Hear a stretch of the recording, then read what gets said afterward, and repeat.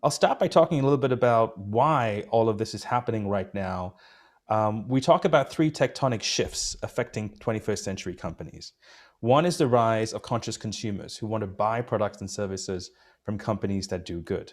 Two is the rise of what we call activist employees who want to work for those companies and have a say in the values of the company and how it should behave towards society. And three is the rise of impact investing, ESG, and Wall Street waking up to the tremendous opportunity created by business as a force for good. So let's talk about each of these one by one.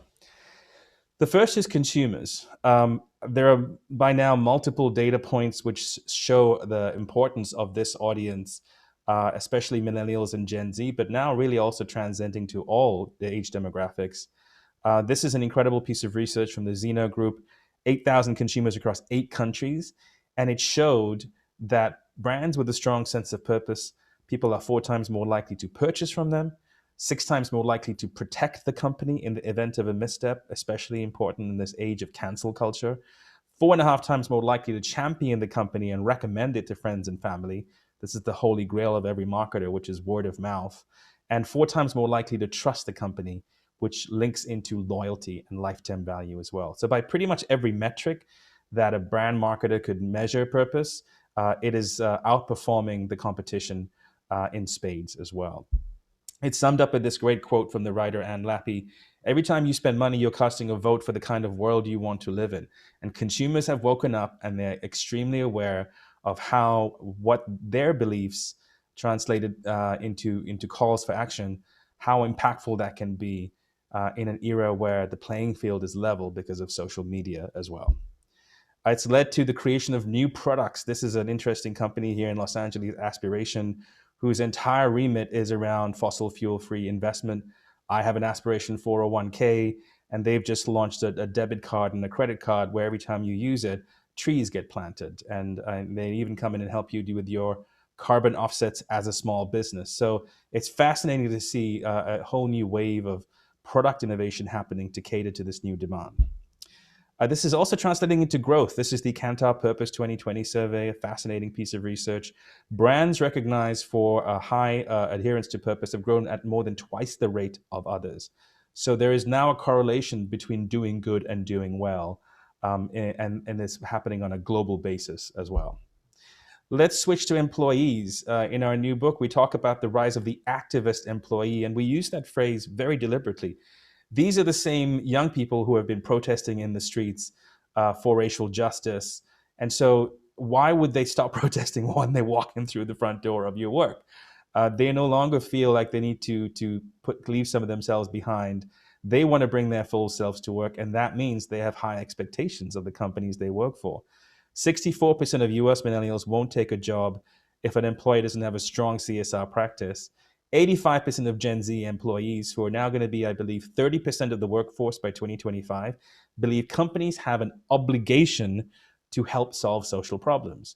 And so when we go and speak to chief people officers and HR professionals worldwide, we say to them, if you want to future proof your talent for the next 2 generations, you have to make sure that they see how their work ladders up to something more than just a quarterly profit goal as well.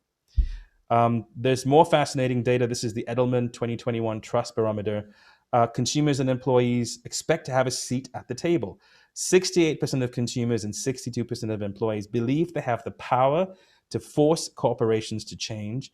50% of those who are employed say they are more likely now than a year ago to voice my objections to management or engage in workplace protest.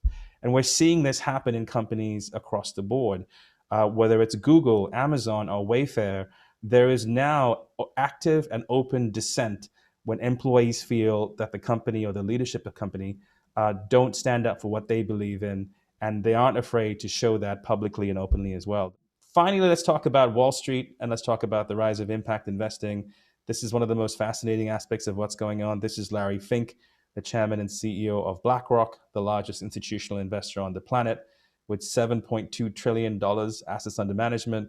And every year he's come out and said some variation of this theme. Profits are in no way inconsistent with purpose. In fact, profits and purpose are inextricably linked.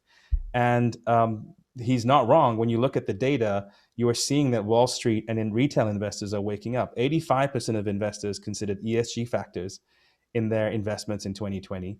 29% is the percentage by which key ESG funds outperformed the S&P 500 in 2021, which may explain this massive inflow of funds.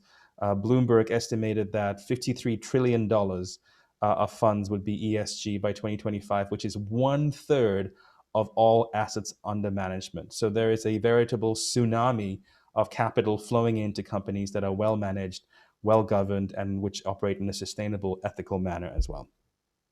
This may be also why you're seeing the leaders of large American corporations stand up and say, shareholder value is no longer our primary objective. Our approach is now about stakeholder values and looking after all of our stakeholders as well. This is the Business Roundtable announcement that came out a few years ago as well. Again, the data shows that people expect CEOs to lead on societal issues. This is the Edelman Trust Barometer again. 86%, I expect CEOs to publicly speak out about one or more of these societal challenges. CEOs can no longer stay silent. They have to get involved. There is new expectations from their employees and their communities to participate as well. This is also fascinating. Business is expected to fill the void left by government. 68%. CEOs should step in when the government does not fix social societal problems.